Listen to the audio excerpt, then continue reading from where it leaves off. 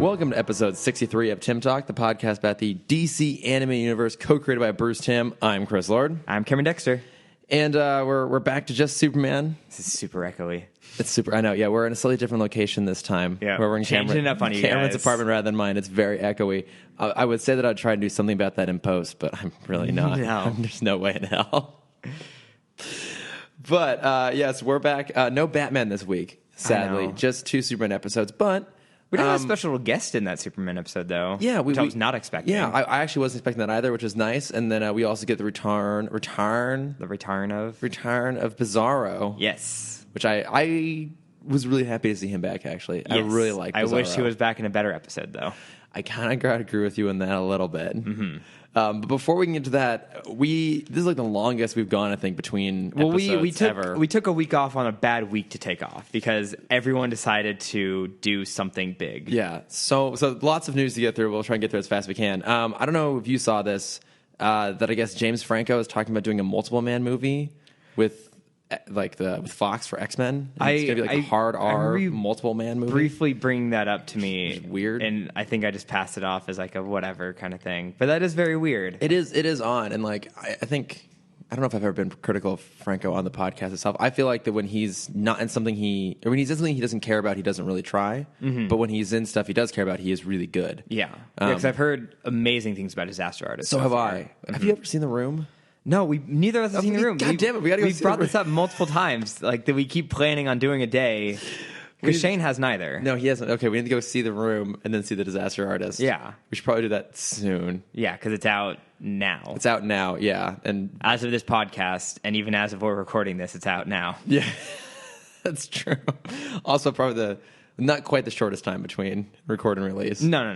We've pushed it further than this. Yeah, lots of crazy things happening. But I don't know what to think about that. I'm hoping it's a weird choice. Like, I feel like he's one of those characters that I would rather see pop up in a movie as a supporting character than get his own movie. Mm-hmm. Now, Multiple Man, he made a quick appearance in Last Stand, right? He did, played by Eric Dane. I think. Sure. Yeah, he was McSteamy on Grey's Anatomy, a show I used to watch for a little bit. Okay. I haven't watched it in like 11 years. And I'm sure there's a big crossover between Grey's Anatomy fans and this podcast. Hey, you never know. I know of at least one.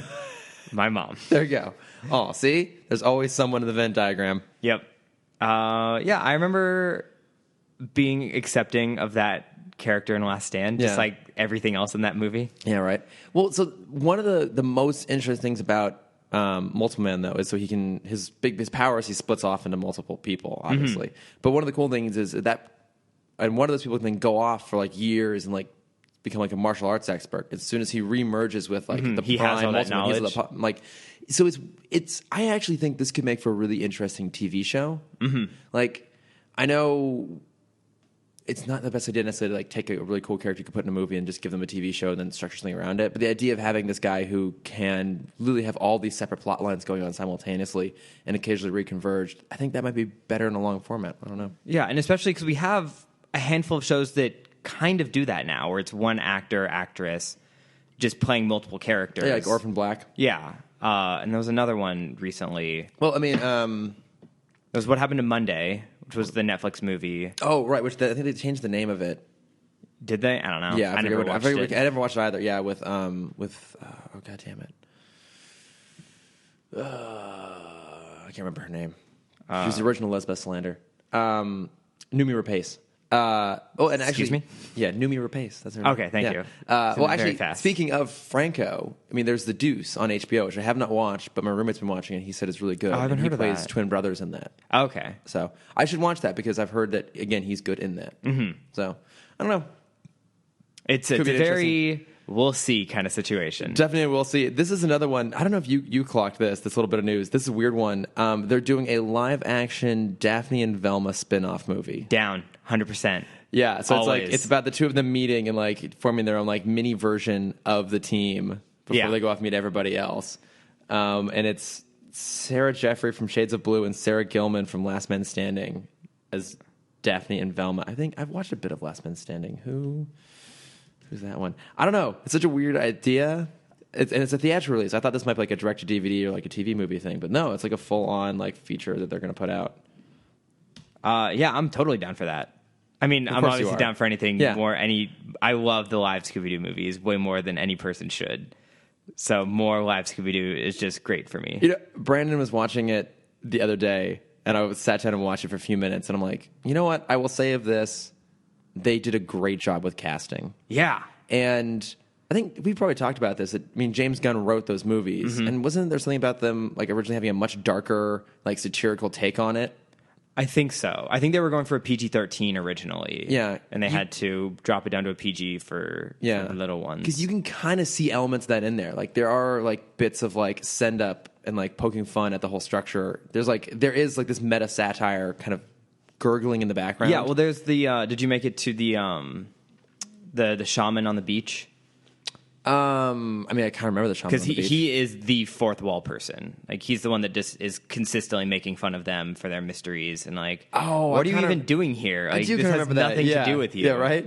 I don't know. That would have been fun to see, like an actual. He seems, looking back on it, he seems very like in a completely separate movie. Yeah, so you can tell that they cut a lot out of what he was supposed to be, which is too bad because I we can appreciate it as like a noble failure, maybe. Right. I mean, you just appreciate it for what I appreciate it because it's great. I have no room to judge. I love Superman Returns, which most people hate. Yeah. You probably haven't seen that. Right. So we have equal bad taste. Yeah. Oh, that's stretching it right there. Another bit of news completely in your wheelhouse. They cast Mulan. The live action Mulan. Did. Yeah. I saw that. I had a handful of people text me and post on my Facebook wall and message me at work. So I think I saw that news. I mean, so the actress is Liu Yifei. I'm probably pronouncing that wrong, but also known as Crystal Liu. I don't really know anything about her. I've seen her in two things, and unfortunately, both of those things, I don't think she had a single word of dialogue. Oh, no. What would you see her in? There was Ip Man 3. She played the daughter or the... No, it was one of the kids that got like kidnapped. Okay. Frank's daughter. Yeah. Mm-hmm. And I'm like 90% sure she didn't say anything. Oh no. And then in the Forbidden Kingdom, which was kind of not towards the beginning, but like when appropriation of Japanese culture became very popular in movies shortly after the Dragon Ball movie. Mm-hmm. Do you remember Forbidden Kingdom? Which one's that? It was marketed to be the big showdown between Jet Li and Jackie Chan. Oh, that starred the kid from Sky High. Oh, Michael something. Anna, who is supposed to be playing Sun Wukong, who is the Monkey King in Japanese culture. So that the plot is. Jet Li veered off course there. That third bit of casting. Yeah. Jet Li and Jackie Chan are trying to bring him to the Forbidden Kingdom so he can take his place as the Monkey King. Okay. And then the girl is the love interest. And again, I'm like 80% sure she didn't say a word in that movie. Well, I mean, I'm going to run with the assumption that Disney knows what they're doing. Yeah. On this one. Like, I feel like even like all their live action casting has been really good. I think 100% yes for Beauty and the Beast. Yeah. Loved everyone. What about, did you not like Mowgli in The Jungle Book? He was fine. I think that movie, I just think it was kind of weird casting. Okay. Honestly, the only one I think was weird was Christopher Walken. I mean, I love my Christopher Walken whenever he's played anything. I think the only thing that didn't work about that was him doing that weird spoken word version of I Want to Be Like You. Because that is actually my favorite song from that movie. We've probably talked about this already. But I love that song. And if it had just been used in the closing credits, I think it would have been great. But like having that weird moment where he's like kind of singing it, kind of not. I'm like, Yeah, he's one of those actors where like I'm excited whenever I see him. But I also know that I don't think there's a part ever written for him. He's just kind of like a he'll make us money. I don't know about that. Like, it's been a long time since I've seen it, but 7 Psychopaths. Oh yeah. Okay. Yeah. Yeah. I didn't think you'll see that guy's. No, whatever. Yeah, that's the one where it's his dog or cat that gets kidnapped by Sam Rockwell and Colin Farrell. Thank you. Colin Farrell. I need to go back and rewatch that. I love In Bruges. I've only seen 7 Psychopaths once. I got to see that again. I also got to go see 3 Billboards Outside Ebbing, Missouri. Me too. God damn it! There's too many So many good things out right now. This week is going to be like my movie pass week. I'm finally going to use my movie pass after having it for 2 months and go see something. You haven't used it at all yet? Well, the only movies I've gone to see since I got it have been the big releases, and we always get tickets in advance, just been the safe side. So like, okay. I've had to so I've like paid for Thor and Justice League and like some of these other things, and I haven't used it yet. What other news do we have?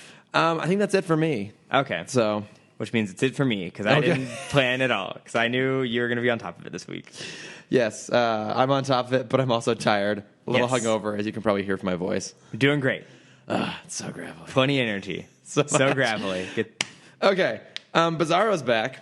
Bizarro is back. Yeah. Great segue. You're Yeah. killing it. I'm just not even trying anymore. I'm out of it. What? Okay. Bizarro's world. I did have a question for you right from the beginning. Yes. So, because it's Lois racing up the hill in her car to try and get into the facility where Bizarro blew up. Mm-hmm. So I do like that they tied it right back into where we left off in the last one. I kind of wish it was just a closer episode. What? Like, they come, yeah. timeline-wise. That was my question. It's like, why is she so urgent about this? It has been presumably a number of months since that happened. Mm-hmm. I don't think it has been because no one knows about him. Oh. Because I think the reason I say I think it should be closer is it seems like this is like either the next day or like at least in the month that that the last episode happened. Because she seems very urgent about getting there. Yeah. And Superman even makes a note of like, don't even worry about going up. It's empty. I've already been there, looked through it. So like, he's also kind of concerned about this. Yeah. That's a good point. I mean, we've seen this sort of thing before. This could have been this is basically a part 2. Yeah. That's a good point, actually. Yeah. We've seen this before where it's like Batman, I feel like did that at least once or twice, where it's like, timeline wise, it's been a while, but it's basically set right after his first part. What happens? He like where? So I forget. Where did he end up? He was walking around. I watched these episodes a week ago. You just watched them. Where was he? No. So if for the fans who can vaguely remember the last time we talked about this, right. He sacrificed himself to get everyone out of a burning LexCorp building. Yeah, it explodes, and he's not seen again. He's found walking in the snow by some ski resort. They don't really say where he is. Oh, that's right. Yeah, because he happens across that really convenient broadcast. Like, Superman has his Arctic retreat, no one knows about. We need to talk about how bad he is at keeping secrets. Yeah. There's someone at Star Labs that is just spilling everything. And not even to, like, good reporters, because I feel like Lois would keep a little bit. Yeah, we know that Lois safety. keeps things to herself. She didn't reveal who Batman was. Yeah. But, like, we know that everyone knows about Kryptonite already. Yeah. Which was Star Labs. We know that he has a secret fortress in the Arctic from Star Labs. Yeah. Like, they need to really keep a tighter ship. We know his secret identity from Star Labs. Pretty much. Just leave that out there. They can probably figure it out at this point. Yeah. Hamilton probably knows. Yeah. Hopefully he's not the one spilling secrets. Oh, he probably is. Mm-hmm. That asshole. Or what if it's Parasite, who just happens to remember a few that's things. every once in a while who remembers things and just and he's just like sends out an email to someone. Well, he's using it as bartering chips for like a nicer TV. Oh, that's true. Yeah. Hell. He wanted HBO. Yeah. Yeah. He's also heard good things about the Deuce. Yeah. It's not cheap, especially in 96. No. There's a news report that says we're all curious what Superman's like house is like up in. It's very current news, as you can tell. Yeah, what Superman's house is like up in the Arctic. There's nothing to report in the world of Metropolis. No, because at this point, like any sort of like weird disaster, that's like not even news anymore, right? Yeah, it's like another gas main blew, but Superman saved everybody. Mm-hmm. So unless it's a giant monster falling from space that is now frozen in their water supply. No news is going to top that. They're not even going to try. No. Car chases aren't exciting anymore. No. Heads of state are getting assassinated all the time, but Superman's in there taking care of it. Yeah, it's fine. As long as, like, there's only news when Lex messes up. Oh, that's true. And then I'm sure he still covers it up because I bet he owns the studios as well. Oh, yeah, he owns all of them. Yeah. He's got them in his pocket. Again, very current. But yeah, so Bizarro then figures out roughly where Superman's lair is, and he hears He flies to the Arctic, and he just hears like the animals. Yeah, like mumblings of the animals. Breaks into the Fortress of Solitude, and he's like, "Why are all these animals in prison?" Because he's never been to a zoo, so I understand the confusion. He frees a little demagogue looking thing. Yeah, that was a Demogorgon. Demogorgon. It was cute and also really creepy. So he goes to Fortress of Solitude, breaks open all of the cells, all of the animal habitats, space animal habitats. And then he goes to kind of the centrifuge. No, that's not a word. What? Nope. The main what? The main room. The centrifuge? Nope. Main room. And learns about the history of Krypton. And for some reason, he wants to treat Earth like Krypton. So he decides he's going to rebuild Krypton. Yeah. So he flies back to Metropolis and starts like punching holes in buildings and flipping them over. I actually found that sequence kind of fun. I was so confused because I didn't know what he was trying to do until they did like the half and half photo. Yeah. Of like, this is the kind of piece of shit that he built, and then this is what he was trying to build. I'm like, oh. Yeah, I mean, I think they were... This is a toddler's drawing. Yeah, they were deliberately going for like a bit of mystery there, and I'm not sure if it exactly worked. But do you feel like that makes sense in Bizarro's mind? He would do something like that? Do you think that like fits his character to be like, that's his version of trying to rebuild Krypton? Yeah. I mean, obviously they have to make it set in Metropolis that reason, but I don't think he would have flown all the way back there. I think he would have used his like, because does he have heat breath in this version, or does he still have heat vision? Because I know in the comics he's the complete opposite, so it's ice vision and heat breath. Didn't he use... Oh, no. Kryptonite doesn't work on him. Right. Which is another element of Bizarro in the comics. But here, we don't see if he has heat vision or ice breath. Okay. I would have... If he were to rebuild Krypton, I think he would have done it in the Arctic and just used like big pieces of ice. Yeah, that probably makes more sense. And then maybe be like, this doesn't look right, and then gone somewhere that has like real materials. Yeah. I did find it like a fun sequence, though. Yeah, it was cute. And then Lois, the reason I think this is so current is Lois like knows how to handle it. Yeah. The police don't know who he is. Which is why I think it's so they should know. Wait, I thought one of them said Bizarro. I thought one of them called him Bizarro. One of the police. I think after Lois called him Bizarro, they're like, Bizarro. Like, you know who this clown is? Yeah. Such a Dan Turpin line. Yeah. I think that might actually be word for what he said. I'm sure it's word for word. Well, because what's interesting is then Superman realizes what's going on. Mm-hmm. Oh, I sorry, real quick. I do love when he sees the random guy in the like the doorman from the hotel, like from the opera or whatever, and his suit kind of looks like the Kryptonian garb. Yeah. So he just calls him Dada. Papa. Yeah, and just assumes it's Jor-El. Yeah. It's a fun little gag there. Yeah, there's a couple where like he breaks into like an opera house. Yeah. And then he's grabbing all the seats, like too many seats. Yeah, and he's throwing them into the ocean. What I like too is that even when Superman does show up, he's happy to see Superman. Yeah. Right? Like, because he is his friend. He sees him as a friend. Right. Superman doesn't, but Bizarro, no. Bizarro, like anyone who's not Lex is kind of like a good person in his eyes. Yeah. We don't even know what his opinion is on Lex anymore, because Lex and he never crossed in this episode. Right. So I don't know what would that be like? I don't know. It's hard to speculate. And I do find it funny, though, because Superman shows up in his kryptonite-proof suit, bringing kryptonite along to try and subdue Bizarro, which doesn't work. Which is kind of mean. I feel like I feel like Superman can talk to Bizarro. Not like as an adult talk to him, but like he can convince him to... But... I mean, doesn't that go somewhere else? Kind of fit, because Superman doesn't really take him seriously. Like, yeah. I think he feels sorry for him, but I think he does consider him more or less just a nuisance. Yeah. At this point, it's like, oh my god, I have to deal with this guy again. Because we skipped over. We kind of went to the comedy parts. We skipped over a very kind of emotional sentiment from Superman of being like, what would Bizarro be doing now if he were still alive? Them not knowing that he's still alive. Oh, right, yeah. Being like, well, he would be a very lost person. Because I remember when I first found out I wasn't human, I felt very isolated and didn't have anyone to talk to or be with. And I'm sure he would be going through the same things. No.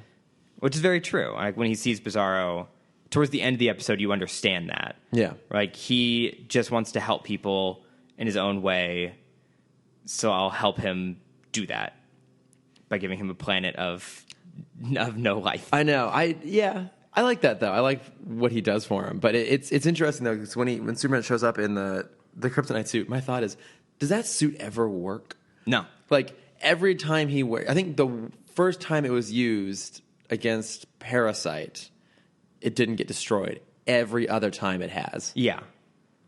And I feel like it's always by something different. And so I think that Hamilton is like he's modifying it for a very specific like now it won't be cut by like this material. Yeah. So yeah, now I've made the helmet fasten tighter so it's harder to take, so only Superman can take it off. The helmets made it so that the screen won't break anymore. Mm-hmm. Acid won't melt through it. After this, sharp teeth won't be able to cut through it anymore.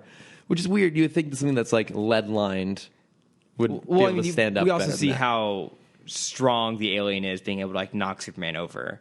Yeah, which is also dumb because Bizarro like just plays with it like a pet. Well, it's because it's Bizarro. Like he loves these sort of weird little things. What does he call him? Crypto. He calls him Crypto. I love because Crypto never actually shows up here, so I love they put it in there. But yeah, then after Bizarro rebuilds Krypton, he's like, "Well, got to go blow it up now." Which that might be a bit of a stretch. That they just needed more like another intense thing because he goes he goes very far. When I thought when he said he was going to blow it up, I thought he was going to like punch it. But no, he goes to a nuclear silo. Yeah, it's weird that he would have enough understanding that that's how that works. Right, he shouldn't. Yeah, but he should have like a cartoon bomb. That's just like an oversized. It's a giant crate of dynamite, or even like. What he might understand is like going into space and getting like a meteorite and throwing that down. Yeah, like that makes more sense than because that's like a nature thing. Yeah, that makes more sense than understanding what nuclear arms are. He must have seen a different news report about nuclear weapons. That's true. And just is like, oh, that's how that works. Mm-hmm. Oh, that might be useful later. Use his super hearing to be like, this could destroy an entire city. Oh, like, I'll remember that one. Me get it now. But I do like the aerial fight between him and Superman over the bomb, though.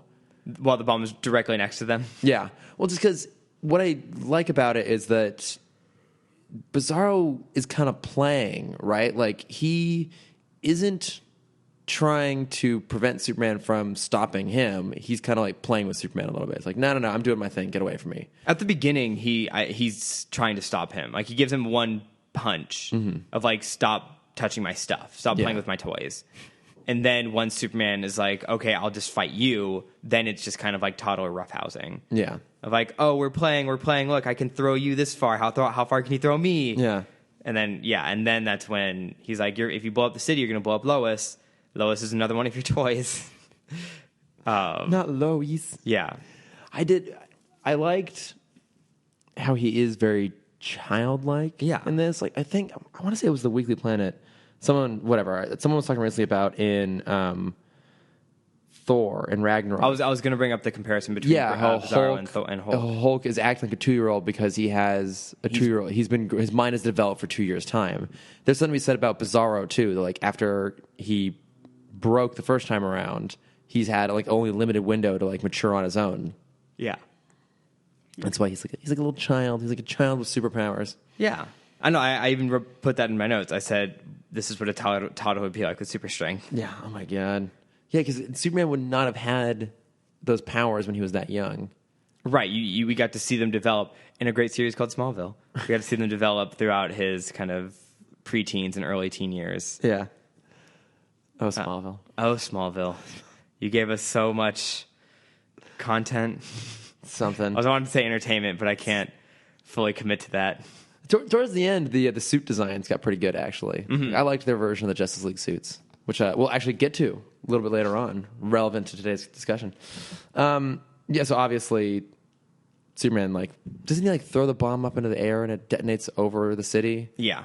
Wouldn't that have been a nuclear blast? Yep. Right? Don't worry about it. Okay. I don't think they ever used the word nuclear. It was just kind of I think it's missile. just a dirty bomb. Yeah, because that's the whole thing is if you detonate a nuclear bomb above a city, you'll still have the EMP. Because that's the whole point of The Dark Knight Returns. Mm-hmm. Oh wait, holy shit! That happens in Batman vs Superman as well. I think I've blocked out enough of that movie. I completely forgot. That. Yeah, that they recreate that moment from The Dark Knight Returns in Batman vs Superman. Like Superman like moves a nuclear bomb. I don't know why there's a nuclear bomb firing. I don't remember. Oh, but the terrorists. Oh yeah, I think something about terrorists. Yeah, but he pushes it, or maybe it's something with Lex does something. It's been, but yeah, so he long. like pushes it up into the atmosphere. I guess, but that's right. But it doesn't trigger an EMP. It just he gets all like shrinky and decrepit, and then he gets like okay. So just like in the comics, yeah. Okay. But yeah, there's not the nuclear winter that happens like in the comics. Yeah. Fuck it, whatever. Did you? I mean, so I only kind of vaguely remember the first Bizarro episode. Did you find this one was better or worse than the first one? I like the first one better. I think this kind of. I was going to ask how our famous segment. How would you make this better? The first one, I don't know. It was just like the reveal for Bizarro and him learning that he is like not like he doesn't know who he is. I like that story more. Yeah, and then having Lex obviously be behind it all adds an extra layer to it. Mm-hmm. And this one, I don't know. I feel like this could have been like a more fun episode. Like it has fun elements. Yeah, because it's hard to do another thing with Bizarro because in the first episode they addressed that idea of like is he a hero or not, and he ends it being heroic. So they couldn't do something similar to that in here. So they have to go completely different. Yeah, so I guess the parts that I liked were the fun parts of him like trying to recreate Krypton and having these powers and not having the sort of self-awareness to know what to do with them. Yeah. But I don't know how you make a plot out of that, though. Well, I mean, obviously you can't compare it one for one, but like the Joker, a lot of Joker episodes have a very fun feel to them. Yeah. Without getting too campy most of the time. Most of the time. But that's because that's Joker's character. Bizarro, he's like... I also think it might be a little limiting because he is such a unique character, and I think for a kid's show, not many people know about him. And bring this up as a big point in the next episode. And so I think they have to kind of keep it like easy for kids with this character. Yeah, that makes sense. It's all the damn kids' fault all the time. All those fucking kids. There was a great post that I saw recently, I think on Facebook or Instagram. It was like, the older I get, the more I believe that restaurants should allow small pets and not allow kids under 6. Oh, I'd be so down for that. Yeah. Yeah, I'd much rather like sit and have dinner with a dog. Yeah. Oh, 100%. Yeah. Not a cat, though. No. Cats are assholes. Yeah, all of them. Yeah. Every single one. Although, so at the office, someone has a hairless cat. Ew, no. Well, no, it seems weird, but so me being super allergic to cats, I've never been able to like touch cats. Mm-hmm. So, but this is the first cat that I can actually pet. His name's Archie, and he loves scruff. So like he'll come up to you like at the desk and like rub his head underneath you to like scratch himself on your scruff. It's really adorable. No, I like that. The only naked animal I accept is naked mole rat. Yeah, but the actual naked mole rats are terrifying looking. I know. Like they're not adorable at all. They're not Rufus.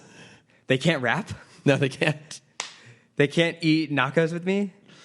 Oh, if only. We can't go to Bueno Nacho together? He can't live inside of my cargo pants? Ooh, nachos.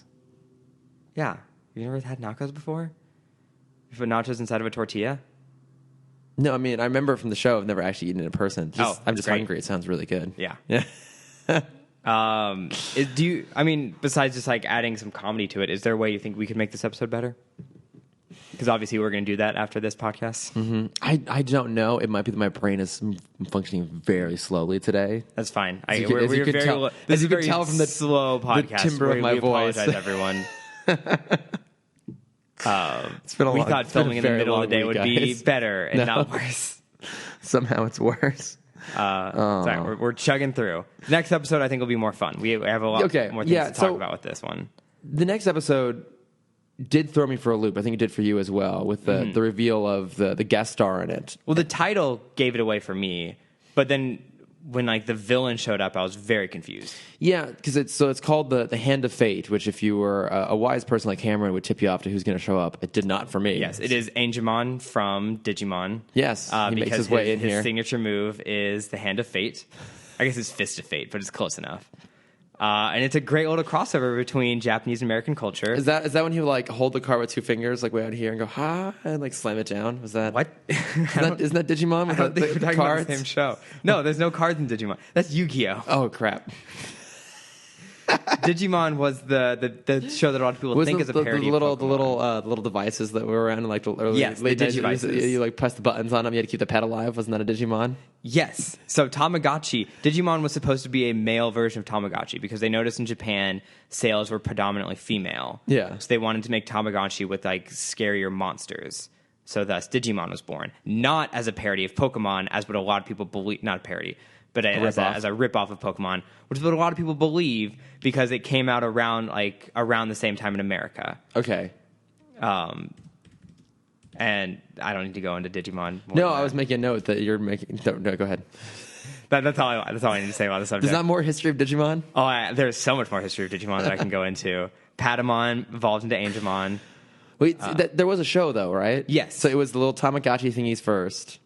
Yes, Tamagotchi started in, I want to say, 93 or 94. So then they made Digimon as the male version of Tamagotchi. Yes. Or the skewed male version of Tamagotchi, let me rephrase that. And then out of that, they're like, okay, well, we're going to brand this by making a show out of it. Yes. Okay. Same thing they did with, pretty much the same thing they did with Pokemon. That's true, yeah. Card game came first. Wait, did the card game come first, or did the... Sorry, the game came first. The Game Boy game. Yeah, the Game Boy came first. And then the card game. And then, no. Video game, TV show, card game. Oh, really? Mm-hmm. Oh, I would have thought the card game would have been before. At least in America. I don't remember the timeline for Japan. I assume it's the same in Japan. Okay, so I was talking to my friend Richard about Pokemon yesterday because I was trying to explain to him that I actually knew a few Pokemon off the top of my head. Do you know more than just Pikachu? Squirtle Pikachu, Squirtle, Bulbasaur, Charizard, Charmander, Mew, Mewtwo, Meow. What's the one that can talk? Meowth? Mm-hmm. Is that actually Meowth? Yeah. Psyduck. Yeah, good job. Blastoise. Yep. Doing great. You just got about 125 to go. Oh, crap on a cracker. Hey, that's pretty good. 126, I guess. That's if we're just going Gen 1. If we're going every Gen, you still have about 720. Wasn't there an Abra, and that became Abra, and he evolved into Dabra, and the full version was Abracadabra? No. What's the full magician saying? Abracadabra. Mm-hmm. So...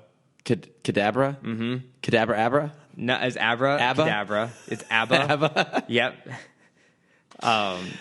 If you change your mind, you can take a chance. And then you can take a chance. Take a chance. And then Alakazam was the most evolved. Oh, I forgot about Alakazam. Okay. Hey, that's more than I thought I knew. That's pretty impressive. We were trying you got to a good 15. We were trying to see between the two of us because neither of us are big sports people, but I'm not a Pokemon person. We're trying to figure out if we can name more athletes or more Pokemon. 100% more Pokemon. Yeah, I can only name like a handful of athletes. I can name the starting lineup for the 2006 and 7 Mavericks. That's about it. I mean, that's pretty good. I had 1 year of being a sports fan. I legitimately thought you were going to end that sentence by saying the starting lineup of the Toon Squad. What's it from Space Jam? Yeah, Toon Squad. The Toon Squad. Yeah. I thought that's where you were going with that. That's a much easier lineup. Those are athletes. If we're counting the entirety of Looney Tunes as athletes, then that number goes up a little bit more. Who were all the basketball players in Space Jam? The main cast of Looney Tunes, Bugs, Daffy. No. The actual, like the real life basketball players. Oh. The NFL. NBA. NBA. God, I knew what it was. I know they're basketball, not football. Killing it. NBA players. Well, in Jordan's circle, you had Michael Jordan. You had not athlete, but amazing man, Bill Murray. Mm-hmm. And you had Larry Bird, who was playing golf with. Yeah. And then you had Charles Barkley, Steve, tall guy. Not Steve Nash. It's not Steve Nash. I know Steve that. Nash, no. I could only do Larry Bird, Charles Barkley, and Michael Jordan. I was seeing if you know. There was the one with the flat top. There was the one who was on the Mavericks. That's why I'm upset. I met one of them. Come on, Cameron. What are you doing? And I'm so upset that I forgot his name now. You should know your Space Jam athletes. It's fun. I'm looking it up. You actually have your computer this time. It's a race. Who I can do. Get there first. No, I gave up. There's the short one. Because the flat top guy was apologizing for cheating on his wife. Tom Barry. No, shit. Charles Barkley. Oh, Patrick Ewing. Yeah, he's flat top. Larry Johnson. Sean Bradley. Bradley. I'm just looking at the people who are like Bradley. cast as who are just Sean Bradley as themselves. Sean Bradley is the 7'6" player that used to play for the Mavericks. Yeah. I remember because he could put his hand up, and without jumping, he could just, like, almost touch rim. That's And I fucking thought that was nuts. the coolest and scariest thing in the world as, like, a fourth grader. How tall were you in the fourth grade? I think I came to his hip. Okay. Oh, it's adorable. Oh, right. Hand of Fate. Fist of Fate. The yes. Fist of Fate. Oh, my God. Angelmon. Let's get back to it. Okay, so when this episode started out and the guy, like, so the thief, like, steals that tablet and it breaks open, he gets possessed. Mm-hmm. Were you like, was your first thought alien or magic? Alien. Okay, mine as well, because this is, I think, the first instance of actual magic in the DCAU. I think so. Because I'm not going to count Mr. Mixius Pitlick. Okay, no. Because I think he has powers derived from his existence as a fifth dimensional being. This is not like traditional magic in the sense that we know. And even Zatanna's episode, I was gonna bring she that was an up, illusionist. She wasn't. We never saw her actually do magic. Right. So I think this is the first use of magic, right? Yes. Yeah. Why do I feel like everything else is like a mutation. Wasn't there like a Batman episode that involved magic? I don't think so. Well, there was the Roz episode where they go to that like ancient temple and like the zombie, like the mummy comes out. I think actually no, that's it. I think that would be considered the first real. Because again, I'm also not going to count the Lazarus Pit. That's like close enough to science. Yeah. But yeah, that would have been the first one. Okay. But that's a little more on the forgettable side. But this is like a bit like the whole episode here is like magic. I feel like that was kind of towards the end. Mm-hmm. Yeah, because that threw me off. I just assumed it was alien. Because even the creature, what's I thought it was Kulak, Kuhwip, yeah. what's Karkral. Karkral, yeah. Mm-hmm. He looked like an alien. Like he's very much grounded in the sort of alien Well, aesthetic. he's Cthulhu. Yeah, that's right. He's basically Cthulhu wearing the Phantasm hood. Yes. And then Lois With turns into weird- actual Cthulhu. Turns out actually Cthulhu. Yeah, that was a weird thing too when Karkral starts like turning everyone into. Why do I have Dancing Hobbit as one of my notes there? They make a joke. The completely unnecessary side characters of the Wiccans. She's like, my God. She said, "My name is Doris, but my elf friends call me Rain Song." That's okay. That's And like. then, yeah, the police chief makes some note about like, shouldn't you be with your dancing hobbits? Okay, I was like, why do I have to dance? Okay, that's right. Yeah, the Wiccans there to like help because Karkral invades the Daily Planet building, puts like a magic spell around the outside so no one can get into it, and then like opens up a portal to hell or like some sort of weird dimensional hole to hell, and all these demons start popping out, and they like infect people and then immediately turn them into these weird looking creatures. Sorry. The special guest is Dr. Fate. We never actually said that Dr. Fate was the special guest. We haven't gotten to that yet. I'm spoiling it for you. Fucking asshole. Yeah. So Superman goes to see Dr. Fate, who apparently he's met at some point. Yeah. To ask for his help. And this is the what's the goddamn who's the Kent? Yeah, Kent. Kent Nelson. This is the Kent Nelson iteration, which I think pretty much most versions of it. Almost every version starts with him, at least. Yeah, because I think I did look him up a little bit. He was the original. Mm-hmm. Actually, this is kind of interesting. Do you know what the name of the comic series he debuted in? It was like, oh, what fun. More Fun Comics. More Fun Comics, yeah. Do you think there was I like, oh, what fun comics. What fun comics. Oh, exclamation point. What fun comics. That was their Christmas special, was the oh, what fun comics. Do you think that there was a fun comics? And then like, wait, we have more stories to tell. It's their rival. Yeah. No, that's their rival company. They were the fun comics in the newspaper. And it's like, we need a rival name. And it's like, well, we don't want to start from nothing. Yeah. And have to get a new audience on board. What if we put something that was just fun comics? They were the Asylum Films of comics back in the day, making their Transmorphers to capitalize on the success. Yes, they were the Beetleborgs to capitalize on the Power Rangers. Oh my God, Beetleborgs! Oh yeah. Did you ever watch The Masked Rider? It's the same idea, but it's a Japanese show they brought to the U.S. But like he was in his normal form, he was like a green armored bug guy. But then he could like change into other iterations. So then he had like a sleeker orange suit he changed into, and he drove around on a like bug looking motorcycle and had this really awesome red bug looking car. I had those toys. Like that car was like the coolest thing ever. Yeah. And Kamen Rider. Kamen Rider. Yes, I know him by the Japanese name. Oh, okay. Kamen Rider, because there's a parody of him. Is there an uncommon rider? Yes. It's Kamen Rider. There's a parody of him in One Punch Man. Oh, okay. The Moomin Rider, and instead of riding on his motorcycle, he rides a bike everywhere. Oh my god, he's amazing. Yeah, because I remember. Oh, he had like a lightsaber kind of esque. Yeah. Weapon. I remember having the like the toys, and they were those were really cool toys.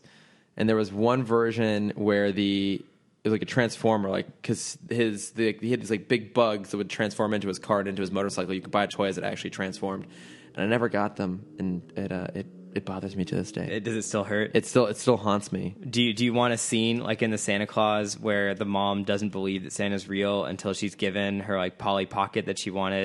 No, it was the mystery date game. That's right. Yeah, and Is that what's going to make you believe? Judge Reinhold's character, Neil, right? Was it Neil? Yeah, Neil. Yeah, he gets the Oscar Mayer weenie whistle. Yeah. Is that what's going to make you believe in Santa? That's what's going to make me believe in Santa Claus again. Someone's got to come bring me the Transforming Masked Rider motorcycle toy. I'll talk to my connections. Please do. It's all I've ever wanted. I can die a happy man whenever that happens. My life has just not been as happy as it could have been since I didn't get that toy. I didn't get that toy some 20 odd years ago.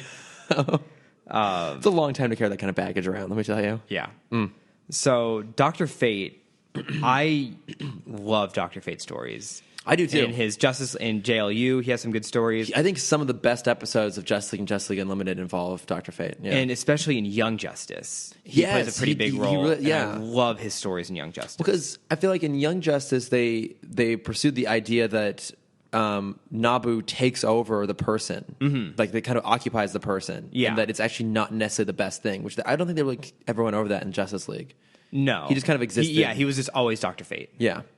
And that's what kind of... Because I honestly, as the bad nerd that I am, I don't know anything else about him besides those two shows. Yeah, I don't know much. I did like some cursory research on him, but I think he's kind of one of those characters that he's had his own series here and that sort of thing, but I think usually he pops up in other stuff in small roles more than he's like a major character himself. Yeah. But I was kind of disappointed in this one. Like, he had an interesting point, but also it was a kind of a frustrating point of like, I'm not dealing with the petty problems of Earth. I have the whole galaxy to look after. Yeah, he just seemed like a salty old bastard. But Karkle, I don't know if you looked up much about him. A little bit. He is one of the 7 Lords of Chaos. Okay. There are 7 kind of like immortal beings that run the world of chaos. You see one of them in Young Justice is that little kid. Or I guess it's not the kid; it's the cat. Is the Lord? Is the Lord of Chaos. Is Damien the Witch? No. Yes. Is it Damien the Witch Boy? Yeah. My voice went real high. Witch Boy? Yeah. He's a little boy. Because they always think that he's the Lord of Chaos, but it's actually his cat that he Mr. something. Clarion. No. Clarion Bleak. Yes. Clarion the Witch Boy, not Damien. Damien's obviously Bruce's son, but whatever. Oh, yeah, you're right. It is his cat. Mm-hmm. What's the cat's name? Oh, of course, he's L7. Funny enough, alias Witch Boy, and L7 I think is also a reference to this, because Karkle. In this episode, they said Karkle ruled the 7th layer of not hell, but whatever it was. Teakle's the name of the cat. That was bothering me. It's a good name. It's still Teakle. Lord of Chaos. My name is Doris. Dr. Fate. He's the 7th level Lord of the Evil Pit. Okay, so is that the deepest level? I don't know, but that's what Clarion. His alias is L7. Oh, okay. So I think that's Clarion's has the 7th level. Yeah. What's Karkle's level? I don't know. Well, God. Better credit. No, what good are you? So I had to criticize you, but yeah, actually you did some research. I did a little bit of research. You did a little research. Yeah, I was excited to see the inclusion of Dr. Fate. I think he's just a cool character. Yeah.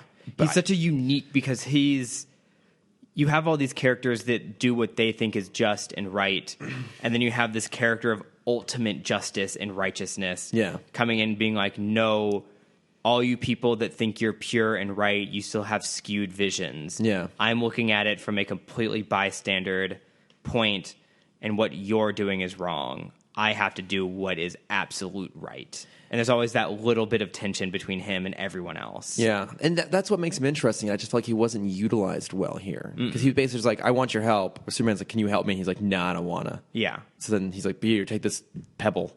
Yeah. Well, like the assistant gives it to him. Oh, that's right, yeah. His wife, not assistant. His wife, yeah. But so that was the thing that really upset me about this, was he's like, I don't want to deal with the petty problems of Earth. I only deal with galactic problems now. Like, this is one of the Lords of Chaos. Yeah, this is a pretty big deal. Is this not a big deal? Yeah, like, there's a... What is it going to take for you to intervene at that point, then? Yeah, an unstoppable, like, hole from hell has opened up and unleashed a bunch of monsters. Yeah. Yeah, It's like, that wasn't enough. But Superman, you showed me because you went into a losing battle. Maybe that's part of the problem with going back to these things, is that we know where they're going to go. We do remember, like, great Dr. Fate episodes. Yeah. I especially think of the ones with Grundy. Yeah. Like when they go with Grundy to like some interdimensional thing with Hawkgirl, and then when he comes back again later, was Fate? I'm not sure if Fate's in that JLU episode. The first one was a Justice League. Yeah, no, he's in the second one. Because he's never with the super smart robot. That's always Adam. Oh, Amazo? Yeah. Yeah. Okay. Oh, God, they're great. Oh. Amazo was a great episode. God. There's so much to look forward to after these. I know. I mean, this shows once again what Superman the animated series kind of does for all the DCAU, which is like, it's the necessary series that sets up some of the best storylines we're going to get down the line. Right. We just have to power through. Yeah. All the pre-episodes. I know. Like, I know we're getting proper Darkseid episodes here pretty shortly. Okay. And if I recall, those are actually quite good. But then again, when Darkseid comes back again in Justice League and Justice League Unlimited, he's so good. Oh my God, I cannot wait! I'm so excited. Yeah, I mean, so what did you think of the like the designs of the monsters, like the weird demon things? Whoever designed them had just finished reading everything Lovecraft, because that's all they were. They were just Lovecraft demons. Yeah, it was very on the nose Lovecraftian. Yeah, it was kind of dumb. Yeah, I thought especially that like it felt like a cheat too. Like, oh, like these weird like spirits invade the body, transform it, and then as soon as the spirits get kicked out, you just go right back to where you were. Yeah. How is everyone not naked? That's what confused me, because like the demon goes in and then you like it literally it bursts out of like the skin and clothing of everyone that it occupies. Yeah, like this should have been like skinless sacks. I'm gonna go with my normal answer of kids show. Kids show. What I thought was funny is there was like a stall moment. It was funny and frustrating when Karkle sets up home base inside the Daily Planet. Of course, Lois, Perry, and Jimmy, third guy, other.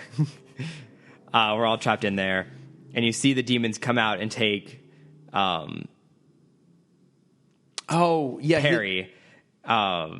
And then they take two bystanders, and there's no more demons. And I'm like, how convenient that the two most popular characters don't get absorbed by demons. Yeah, right? And then they get Jimmy, you're like, oh no, they got Jimmy. Like, oh, they're going to get Lois too. Yeah, Jimmy was much more emotional. Yeah, absolutely. Not Jimmy. Yeah. He hasn't done anything wrong. He's just a child. He's just poor Jimmy. Yeah. And they had to make sure they had to make sure you knew which one was Jimmy and which one was Lois, because Lois is the only one that kept hair. Yeah, I know, right? Really bizarre. Yeah. And then I forget, so like Fate shows up and then they trap Karkle back inside the... Fate shows up and drops the talisman. Oh, then Superman has to like fly down and get it. Oh, that's right. There's like some massive hell. Yeah, massive monster down at the bottom. Which you never see again. No. Would have loved to see that come out. And then Fate seals him, and then it's over. And then it's done. Yeah, this felt like they were like, well, we need to introduce magic, and we need to introduce Dr. Fate, so we're just going to like slap together an episode that does it. Yeah. It's too bad. I mean, but the nice thing is we know that he eventually will be utilized well. Right. So this is my question for you and the audience our big audience that is here with us today. The Stormtrooper helmet. Yes, the face painting. Yeah. The cast of Avatar on the wall. Right. The various Green Lanterns on your shelf. Yes.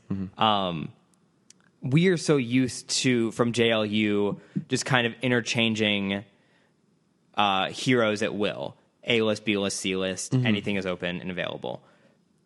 I think this is the first time that they'd done something like this. Even in Super Friends, it was always just the core. They'd never branched from like the 7 or whatever. Okay. Was it weird, or is it weird for this being the first one? I guess they did it with Flash, but Flash is A-list. Okay, I think being it's the first random encounter that is already stable in the universe, already has a life going on in the universe. We don't see a Fate origin in this. Okay, this is just like the first time we come across a person like we'll call it like a deep bench character. Yeah. I don't know. I guess it's hard to think about what this would have been like when it came out. Yeah. Because I think I remember watching this episode, but I wouldn't really have known who Dr. Fate was at the time. And obviously I wouldn't have had seen all the Justice League episodes. Like now we still put it in those contexts. Like, well, of course Dr. Fate's here. Like he's a major character later on. Yeah. And those, the reason I loved JLU, and for a long time I said it was better than Justice League, was, because of that, like that kind of random grab bag of who am I going to get this week. And I loved that concept growing up. And I'm not sure if I would have had the same feelings watching this live in 97. Being like, who is this? Because like this is for the nerds. This is being like, this is a kid's show, but we still know the nerds watch too. Yeah, I don't know, man. Imagine if I were like a big Dr. Fate fan, if I watched this, like, well, I'm really glad that he's here, but man, what a waste. Yeah. I mean, I guess what it's doing here though is it's setting up more elements of like the deeper mythology of the universe, I guess, that we can go into like magic and stuff like that, and this character exists, and he just is around and has these kind of powers. And I'm glad we didn't do like a full-on origin. Oh yeah, absolutely. I mean, that being said, though, like this episode wasn't great either. I think I would have rather had it be Fate comes along right away, rather than be like, what would you think? I know this is obviously a Superman show, but I think it's really interesting if we would have had like it start with Fate, and Fate is the one that needs help. I think that would have been cool, he goes actually. To Superman, yeah, I think it would have been, because you can do that at a TV show. You can go and you can pick like a side character and have it focus on them. That would have been interesting. Like, well, who is this guy? What are we doing spending time with him? And like we kind of know eventually he's going to run past as Superman. But I think that would have been more interesting. Yeah, because there's one JLU episode. It's the Mr. Miracle episode, which has that setup, where it's Mr. Miracle and his crew that are off, not even on Earth, just some random planet in the galaxy. Oh, yeah. And they're like, oh, shit, they stole my girl. I think I know someone that can help. Yeah. I think he's still alive somewhere in the galaxy. Let's go find this bat person. Yeah, right. I forgot about that episode. Yeah. Yeah, I think I agree. I would rather have done the reverse structure. Would have been more interesting, and made this like a Dr. Fate episode that encounters Superman. Right. Because that's what they kind of did with the whatever the Batman episodes we just watched were. What? The Batman Superman episodes? Yeah. Because the episode started as a Batman episode, and he had to go I see what you mean. to Metropolis. Yeah. And then it was the Superman story. Yeah. But you see that they are capable of that, and I kind of wish they would have done that here. Yeah. I mean, they even do that. This goes way back to like POV even, right? Like we've had, a Bullet for Bullock. We've had a lot of episodes that go and take these like side characters. Yeah, and they're all great. I can't think of one that's not. They're a nice departure because they do feel like they're changing up the formula a little bit. And you made the best point last week, 2 weeks ago, whenever we last recorded. It's been a year. I know. Of like all they do is match Superman with strength. Yeah, that's all I got. And so here's like, I'm not strong enough. So this other guy can just... I'm not strong enough, so I guess I'll be stronger now. Yeah, I'll just whip up some spells. Now I'm strong. I know, yeah. He hit me once, now I'm going to hit back just a little bit harder. Yeah, I'm... And he's down. All right. Good job, team. We did it. I'm definitely looking forward to branching out from Superman. Although the nice thing is that next week we're doing Cold Comfort, which is one of my favorite New Batman Adventure episodes. Ooh. It's the Return of Mr. Freeze. Yay. And it's a really good Freeze episode. We actually got a lot of Batman coming up the next few weeks, which is nice. That'll be very nice. Yeah. I need a break. Yeah, actually, it's actually mostly pretty much. I think the next purely Superman episode we're going to have is going to be Supergirl. Ooh, okay. But that's like 6-7 episodes out. So okay, that sounds great to me. Lots of Batman. Yeah. The nice thing is, since it has been like 2 weeks since we recorded, I actually got to like watch and read a whole bunch of shit. I don't know about you, but I have so many things to plug this time. Tell me about your plugs, Chris. Compared to my never having plugs. So I finally finished a book that I've been reading for a long time called The Punch Escrow. I'm going to make sure I look up the author. I actually picked it up down at Comic-Con. So it's I think the first book or one of the first books published by Geek and Sundry's publishing division. Oh, awesome. Yeah, it's by Tal M. Klein. And so the idea is that it's set like about 200 years in the future where the primary mode of transportation is like transporting people, like Star Trek style, like teleportation hubs. And then unsurprisingly, things go awry. And I won't get into what happens because it's kind of a spoiler. But what's cool about the book is kind of like in Ready Player One. It's the depth and detail of the world they created. Okay, that's so awesome. It's not just like, oh, it's our world in the future and there's like teleportation, but it also goes down to like how we have like, you know, implants in our brains that have replaced cell phones and that sort of thing. And, you know, it's all like autonomous self-driving cars. And it's a really, really cool, interesting world. And it kind of like Ready Player One, there's a bit of like an 80s influence to it. Okay. Not quite as strong. Is it a book or comic? It's a book. Oh, okay.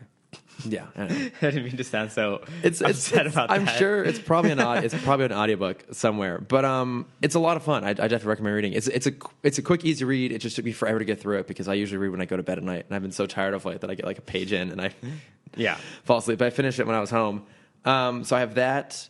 I just went and saw Call Me by Your Name. Oh, I want to see that so badly. It's incredible. Yeah. So it's Armie Hammer. I've only heard amazing things. No, it's beautiful. It's Armie Hammer, Timothy Chalamet, and then Michael Stuhlbarg, who he's like one of those character actors. Like he pops up in everything, and they're all amazing. And it's a really, really sweet, beautiful film. I love the score too. I've been listening to it. Have you ever seen the Thomas Crown Affair? I have not. Okay, so weird connection there, but like. Both movies have like a very kind of like not poppy, but like a warm, upbeat kind of piano melody score to them. They're so delightful to listen to. That's cool. Yeah, so it's a really beautiful film. Cannot recommend it enough. It almost made me cry. Wow. Yeah, and like not many things do that. No, it's pretty much the death of Spock. Wait, the new one or the old one? The old one. Well, he didn't die in the new one. I guess that's true. It's the death of Kirk. But yeah, no, legitimately, if I put on the Wrath of Khan and it's like the whole sequence from him like racing off to go like fix the warp core up through his funeral like with amazing grace and like Kirk getting choked up, it's just tears just flooding down my face. Oh my god. Good to know. I now know how to give you the emotional punch. It's like the only thing that makes me cry. Wow. There's not much that makes me cry. Just every Pixar movie. The intro to every Disney movie, just seeing the castle. Yeah. Don't get me wrong, the beginning of Up made me cry. Yeah. WALL-E used to make me cry more than it does now, but usually the end of WALL-E makes me cry. 50-50. I bawl my eyes out. I want to see that one still. That whole goddamn movie. Yeah, it was just like nonstop. Yeah. Tears. But yeah, so no, go see Call Me By Your Name. I've also been watching The Orville.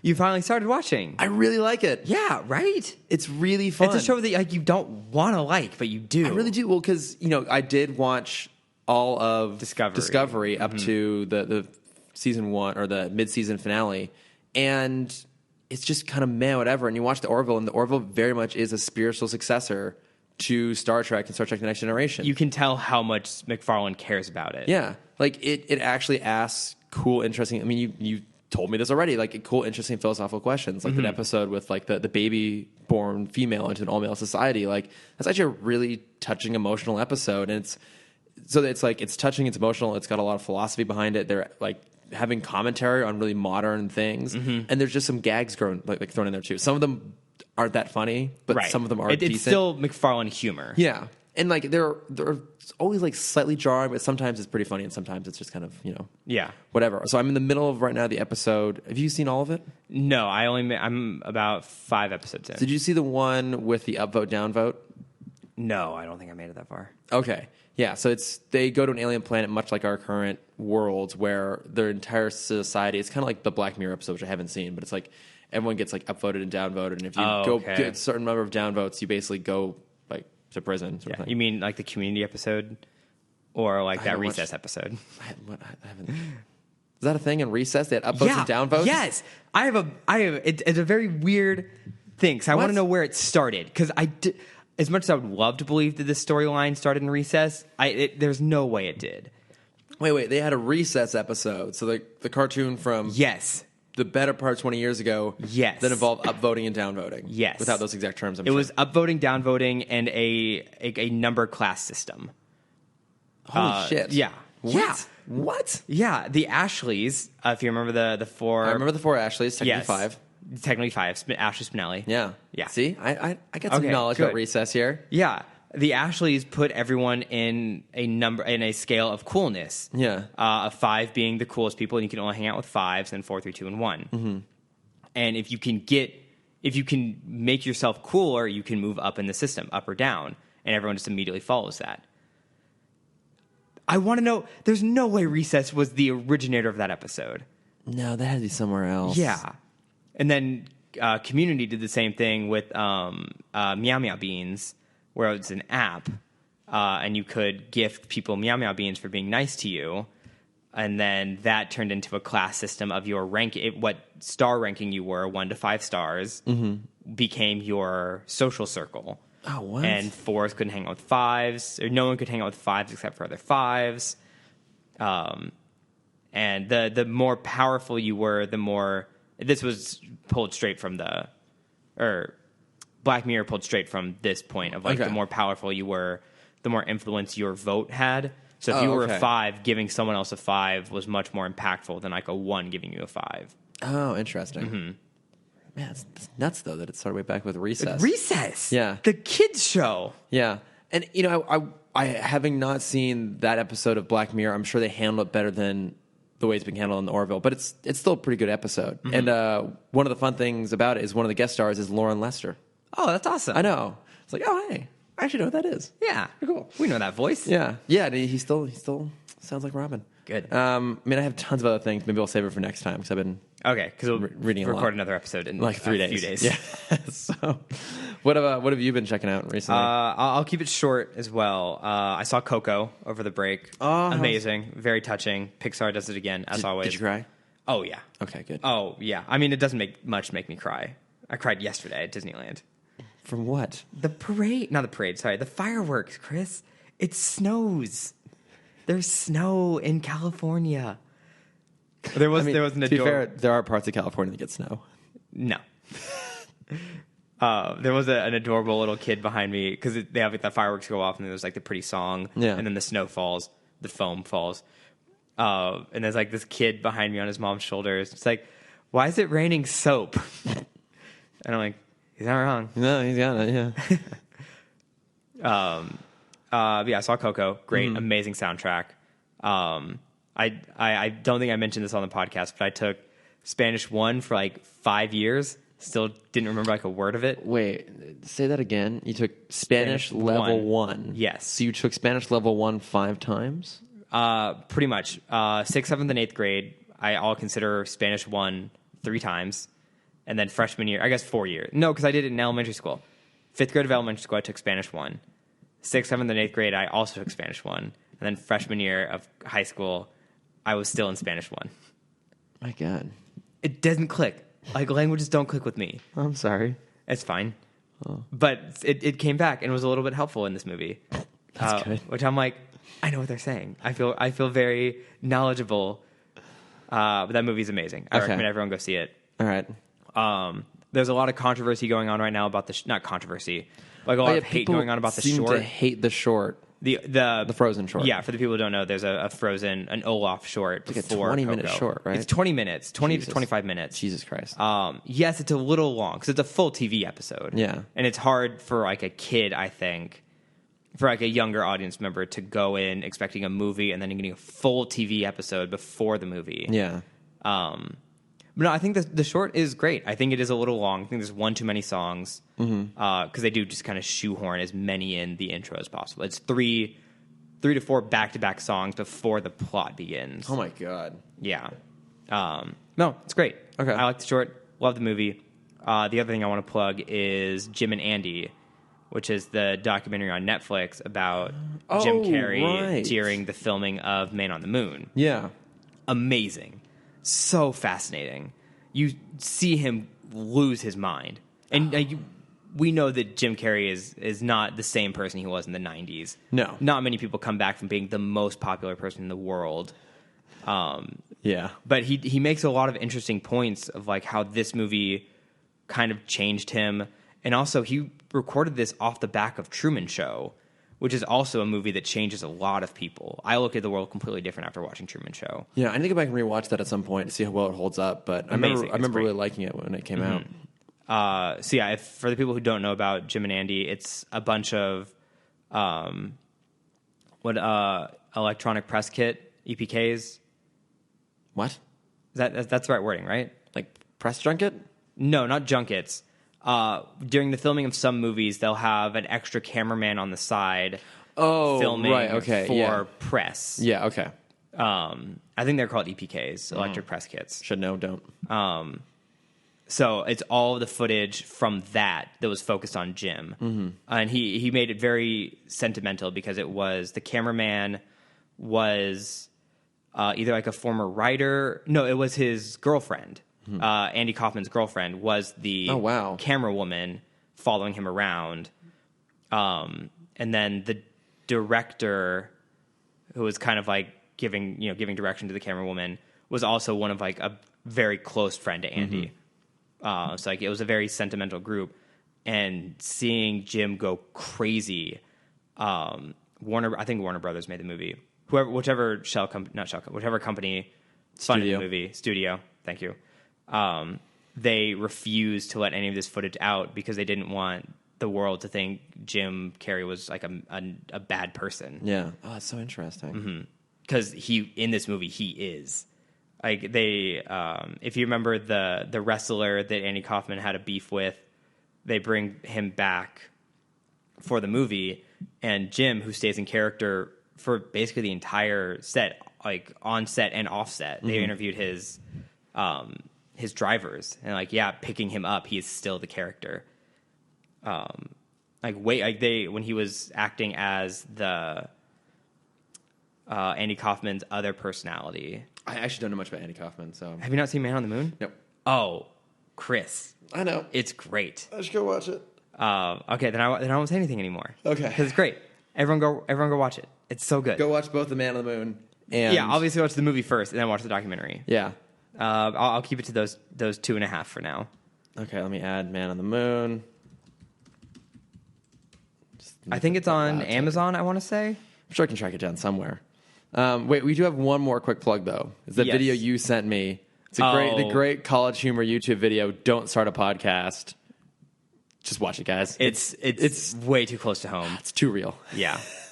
Bit of advice out there, guys. Don't start a podcast. Don't start a podcast. You find yourself scrambling to record them during lunch on a Monday. We consistently question why we're still doing a podcast. I know. I think at this point, it's easier to keep going than it is to stop. Yeah. Yeah. Yeah, I just like having something on my calendar. Yeah, it's just a call.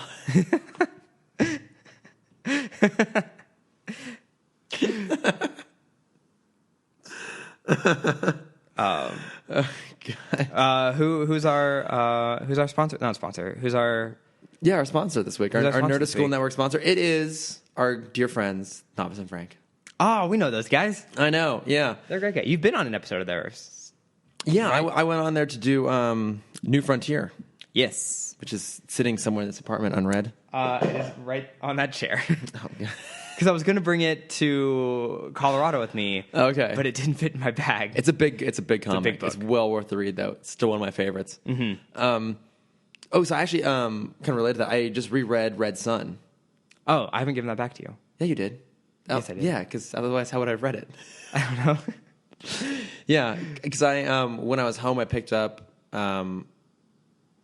Batman, Superman, or actually Superman, Batman, technically Public Enemies, and Supergirl. Mm-hmm. Like, because those are two of my favorite stories and involve the two of them. Like, oh, go ahead and reread Red Sun too. Get Superman comics in there. And goddamn, that book is so good. It's so good. Yeah. One thing that I realized as I was reading it this time was one of the differences between that version of Superman and the normal version is that the Russian one lives in isolation. Mm-hmm. Like, he doesn't have the Clark Kent identity. He's just Superman. Right. And he's put in this like the super high position of power so that like at the end he just spends every night hanging out with Brainiac playing chess, right?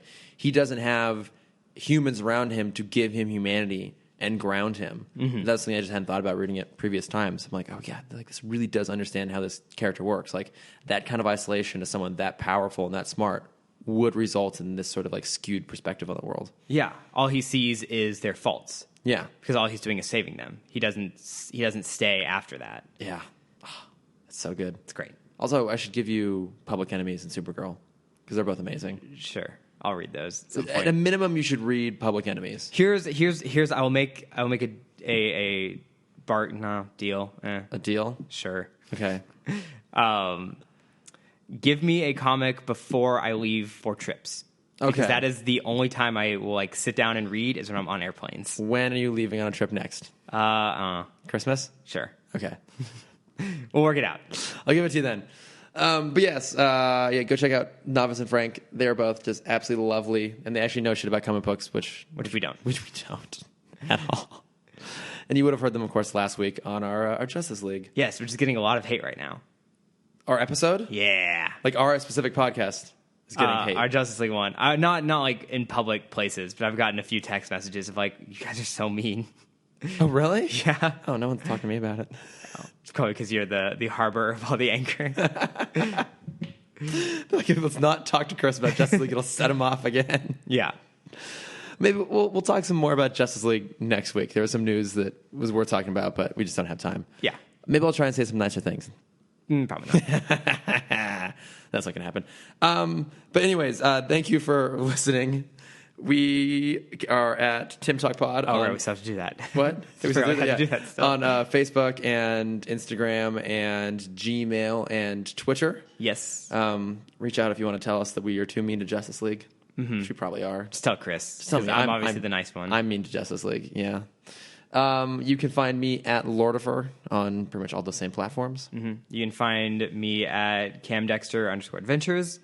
And if you want to see an archived art page, you can go to Cameron.dexter. Yeah, have you done anything with that in a while?